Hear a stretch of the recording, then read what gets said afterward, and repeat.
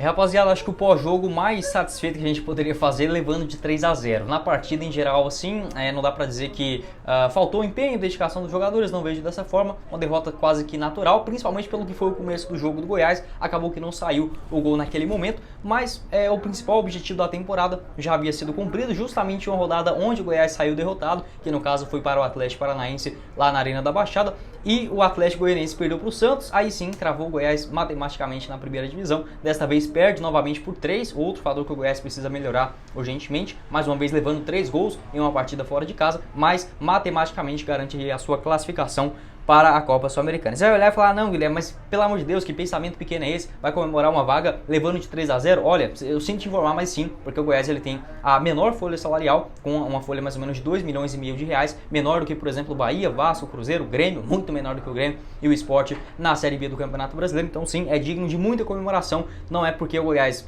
não quis crescer no momento que deveria ter sido acontecido, deveria ter acontecido, melhor dizendo, né? Mas isso não quer dizer que nesse momento não está assim um processo de recuperação e caminhando nesse passo a mais, né, nessa classificação para a Copa Sul-Americana. No vídeo de hoje eu quero conversar com vocês sobre esses dois fatores. Obviamente o mais positivo é essa classificação para uma competição internacional, e o que foi esse jogo também, na minha visão, o Goiás até desempenhou um bom futebol. Acabou que, assim como foi no jogo entre Fluminense e São Paulo, os gols saindo ali um atrás do outro, né, ficou até feio essa derrota no ponto de vista do placar, mas não acho que tenha que desesperar tanto assim. Nesse cenário alternativo, tem um pessoal aqui em casa nessa noite, né? Tem a minha tia também, minha madrinha, melhor dizendo. Então acabou que foi um cenário diferente para trazer esse pós-jogo ainda na quarta-feira aqui para vocês. Quem permite também a gente dar continuidade no projeto aqui do canal é o Mr. Sacado, nosso apoiador aqui do canal, para você pedir aí um combo de X-Tudo, mais batatinha frita, mais refrigerante ou suco de laranja. A partir de R$ 35,90 tem a opção do X-Tudo original também, a partir de R$ 39,90, sem taxa de entrega e também sem taxa de serviço lá no Mr. Sacado, que está localizado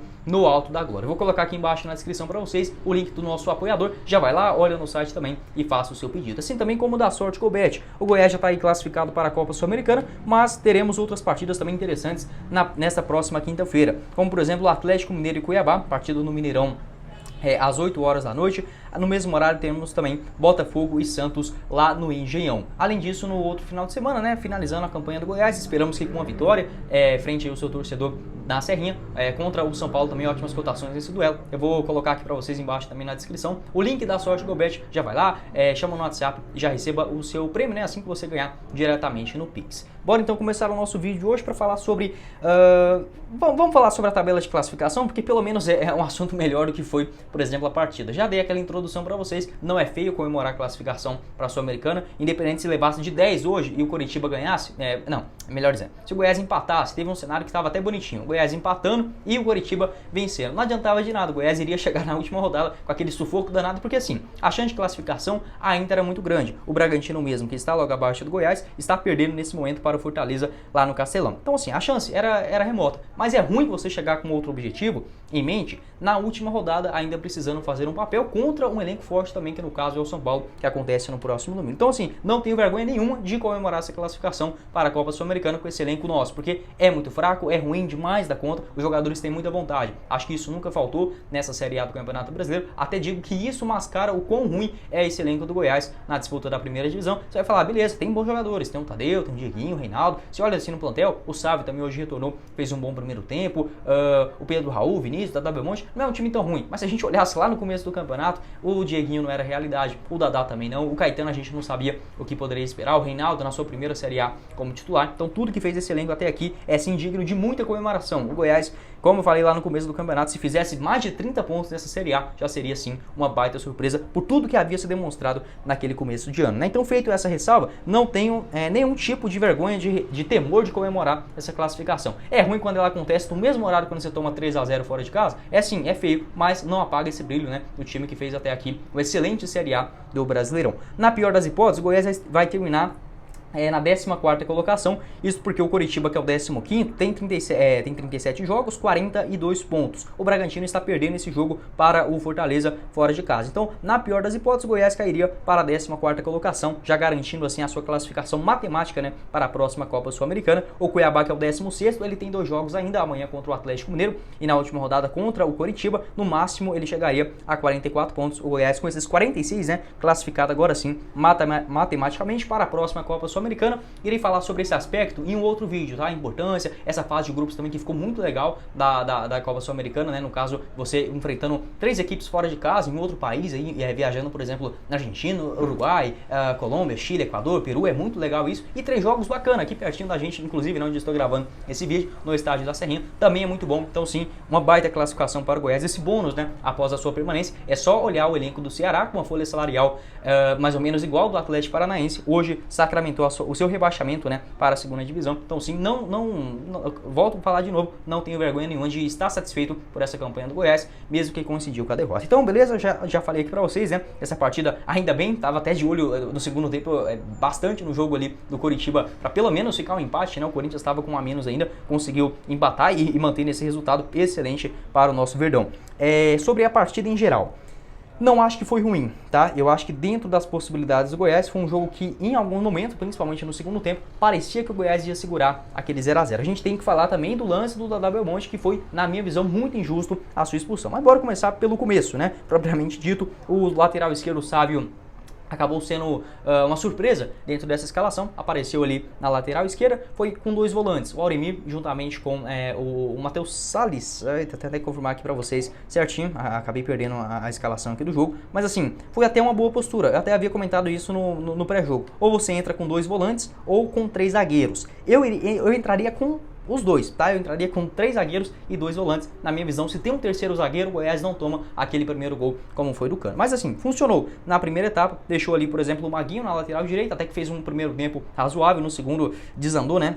Péssima atuação, os gols inclusive saindo basicamente todos pelo seu lado. O Dieguinho até dava uma maior qualidade na posse de bola ali do Goiás pelo lado direito, até foi uma escalação interessante na teoria. Mas na prática, os primeiros minutos do Goiás foi simplesmente horroroso. O Goiás mereceu perder o jogo no começo da partida. Se terminasse ali com 15 minutos, 2 a 0 para o Fluminense, seria no mínimo o justo, né, pelo que foi a partida. O Tadeu fez uma defesaça, tanto ali no chute do Iago Felipe, onde ele pegou de primeira, teve também um chute do Arias, né, que ele acabou pegando ali, um chute na entrada da grande área, teve uma outra finalização, agora eu nem cheguei a anotar aqui para falar para vocês, mas foram assim, 3 grandes defesas do Tadeu com menos de 15 minutos de jogo. Ou seja, se o Goiás levasse um gol naqueles primeiros minutos, seria basicamente o que a gente assistiu lá contra o Atlético Paranaense na Arena da Baixada. Então, depois disso, o time teve um pouquinho mais de casco, até já havia falado sobre isso. Não pode, por exemplo, o Fluminense, o Goiás ficou muito mal posicionado com seus volantes. Perdia a primeira bola e a segunda também, a bola caía, por exemplo, para um domínio ou do Cano ou do Arias, do Ganso ou do Arias. Esses caras são muito bons de bola, né? Tem uma visão de jogo muito boa, acabava dando um passe em profundidade,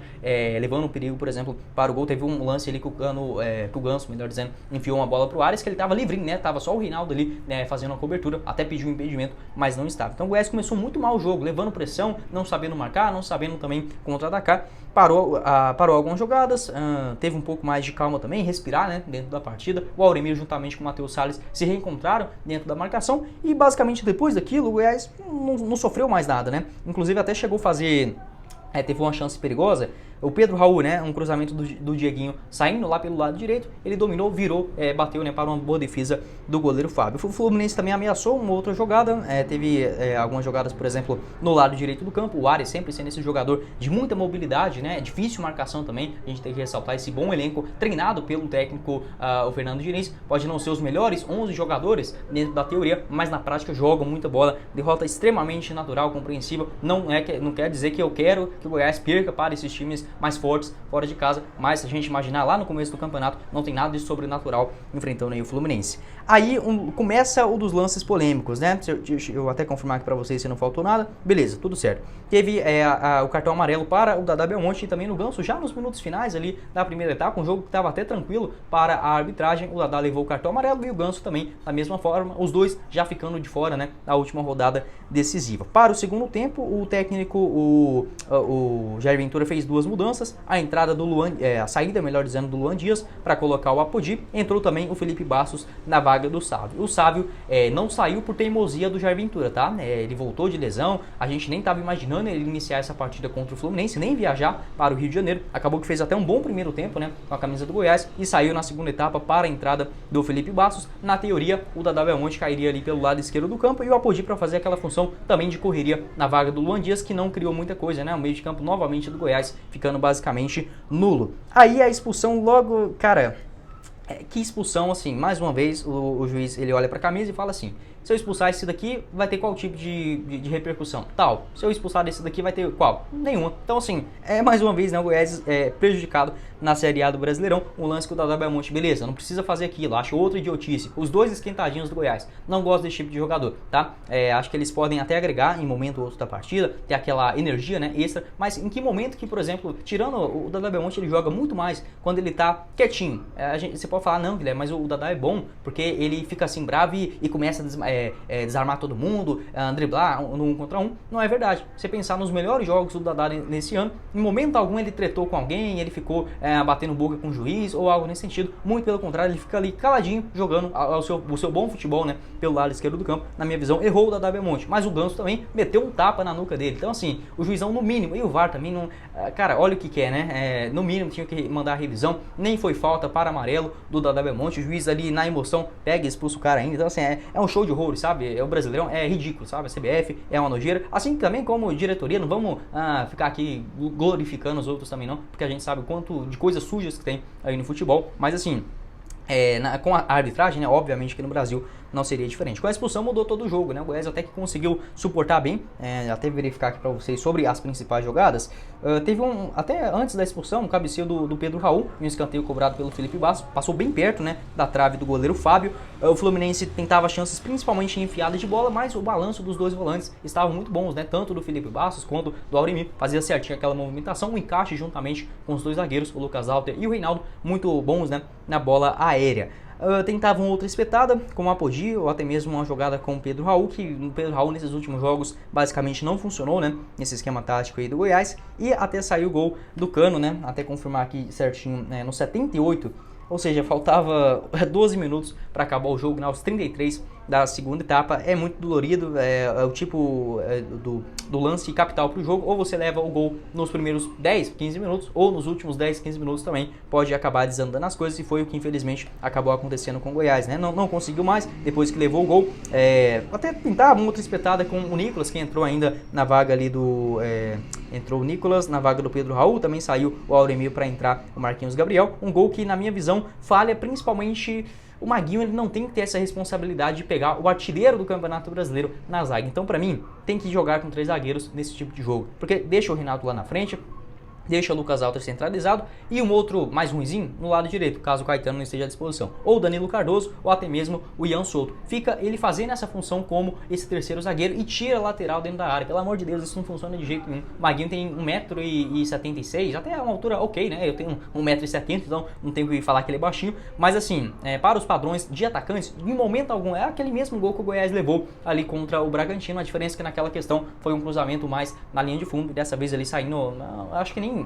Não teve falha do Felipe Bastos, assim, acho que poderia ter um pouco mais de empenho ali na marcação, mas assim, no meio da zaga, né, o Tadeu também acabou tentando adivinhar o canto, é difícil também, aquela bola que vem muito pertinho, e acaba levando o gol, e depois daquilo desanda tudo, né, teve a expulsão também do Felipe Bastos, que eu não entendi, pelo jeito ele falou alguma coisa pra arbitragem, igual eu falei pra vocês, tem um papel de liderança, beleza, é bom você ter esse tipo de jogador que pode entrar e mudar a partida, mas não adianta todo jogo entrar e levar cartão amarelo, ou ficar sendo expulso. Eu acho que é outro trabalho que tem que ser feito com o Goiás no decorrer do tempo. Mas como eu falei, não vou sentar o pau aqui não, porque o time é horroroso, é fraco demais da conta. A gente tem um carinho pelos jogadores, porque a gente vem acompanhando e tudo mais.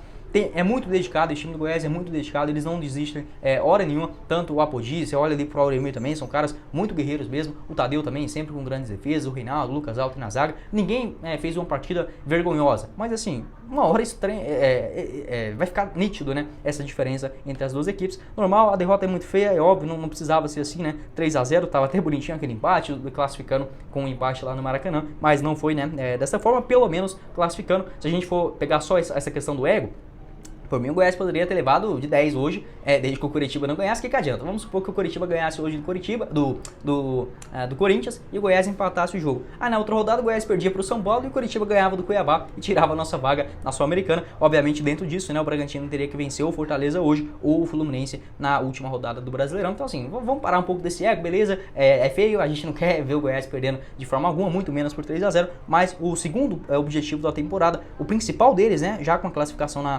para a Série A do ano que vem, agora sim, matematicamente na Copa Sul-Americana. Quero saber a sua visão aqui embaixo nos comentários, o quanto essa expulsão, né, foi ridícula pela arbitragem. Acho que não precisava fazer esse tipo de jogada, mas dentro das possibilidades, né, acho que fez o que dava para ter sido feito. O Pedro Raul também levou um cartão amarelo, acho que foi o único, né? O único que levou ali o cartão ainda na primeira etapa. Até verificar aqui para vocês se mais um outro jogador levou o cartão em relação à escalação, né? Para o último jogo contra o São Paulo dentro de casa. É isso mesmo, só o Pedro Raul. Ou seja, o Dadá Belmonte e o Felipe Bastos não estarão à disposição desse jogo dentro de casa. Pelo menos, vamos pensar agora um pouquinho mais acima, né? O ser humano é assim mesmo, insatisfeito com tudo. O Santos está na 12ª colocação, tem um jogo amanhã difícil contra o Botafogo e depois recebe o Fortaleza. Dá para o Goiás até pensar em tomar essa 12ª colocação aí do Santos, né, e terminar na melhor colocação possível na Série A do Brasileirão. Quero saber a sua visão aqui embaixo nos comentários, trazer aqui também para vocês os números, né, dessa partida, desse Fluminense 3, Goiás 0, posse de bola 77 para o Fluminense, apenas 23 para o Goiás. No primeiro tempo foi até bem mais equilibrado, mas com a expulsão ali do Dadá acabou tirando qualquer possibilidade do Goiás controlar um pouco a posse de bola. 23 chutes do Fluminense, apenas 9 em direção ao gol, sendo grandes defesas, né? Só 3 em 15 minutos de jogo do goleiro Tadeu. 9 chutes do Goiás, 1 apenas em direção ao gol. Em relação à precisão do passe, apenas 72 do Goiás, 90 para o Fluminense, né? Mostra aí essa precisão muito alta, com toques curtos, né? Uma equipe muito inteligente. Impedimentos 6 para o Fluminense, 3 para o Goiás, escanteios 3 também para o Verdão e outros 11 para a equipe mandante. Quero saber a sua visão aqui embaixo nos comentários. Como eu falei para vocês, derrota dolorida, ok? Ninguém quer perder de 3-0, mas o segundo objetivo dentro do Campeonato Brasileiro estabelecido está alcançado, né? Essa classificação para a Copa Sul-Americana, e prometo gravar um outro vídeo ainda no decorrer dessa semana falando sobre esse importante assunto. Bom, esse foi o vídeo, eu espero que vocês tenham gostado. Não esqueça de deixar seu like, também se inscrever no nosso canal e ativar as notificações para sempre receber os vídeos novos, né, aqui no YouTube do Goiás News. Vou colocar aqui embaixo também na descrição para vocês o link dos nossos dois apoiadores, né, os links ali tanto da Sorte Golbet quanto também do Mr. Sacada vão estar aqui embaixo no primeiro comentário fixado. Quem falou com vocês foi o Guilherme e nos vemos na próxima oportunidade, meus caros esmeraldinos. Valeu, galera, e vou desligar também nesse cenário alternativo. Valeu!